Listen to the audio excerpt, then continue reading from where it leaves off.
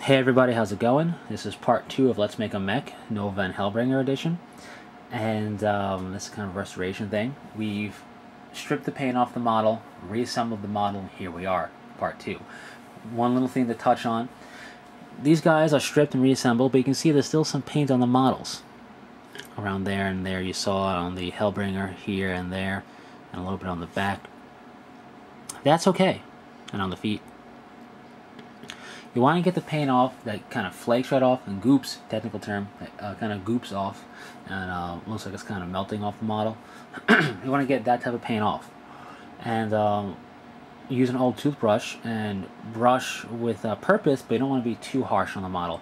If it's plastic, pewter pieces that are long and bendable, like long barrels, let's say, or even these arms, and resin, you can warp or snap the model, and then that's more work on your end because you have to repair it as well as reassemble it.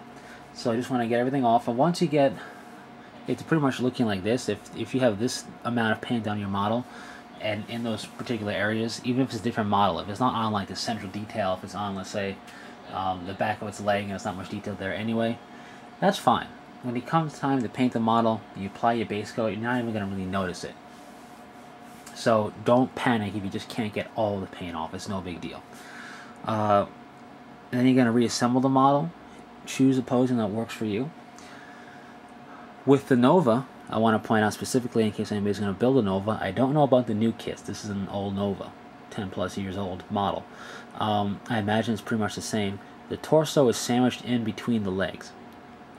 So instead of gluing the legs to the feet first, which is what you may want to do instinctually, dry fit one of the legs to the appropriate foot, glue the torso in the appropriate posing you want to that leg. Once it's cured, or I should say set, not really cured, once the glue is set, you can take the part and lay it down somewhere, and once that glue is fully dried, you can take the second leg piece and just match it up. You can match it up to the first leg piece with some glue. We'll first dry fit a little bit, and then use glue and match it up.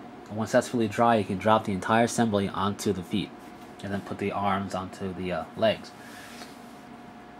for the Nova. And that's the assembly. So what's the next step? The next step is flocking and base coating the model. Now, the reason why flocking is included now is because they're attached to their final base.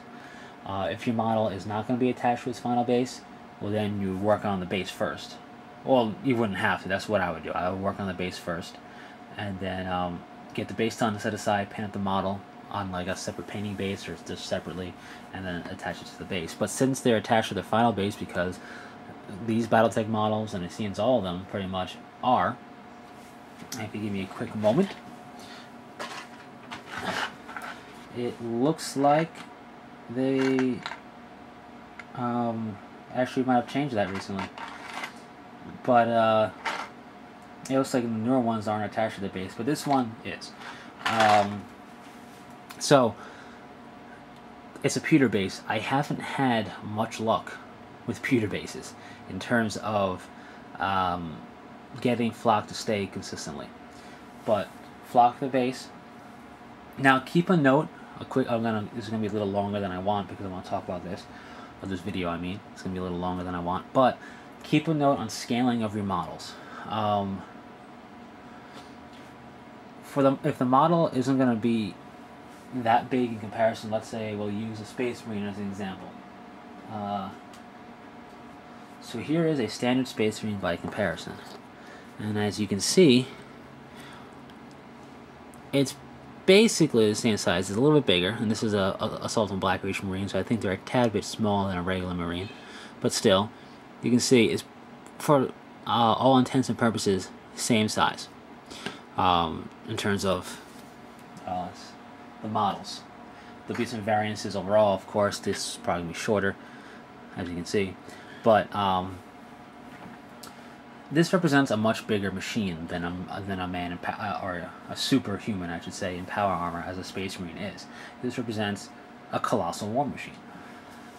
So when you're flocking your base, you want to do it appropriately so the base doesn't look out of place in comparison to the model for what the model's representing, if that makes any sense. I hope that did. But basically, if it's representing a gigantic war machine of doom that's piloted by a person that sits in a cockpit, and you want the base to kind of mesh with that. You want it to mesh appropriately with that.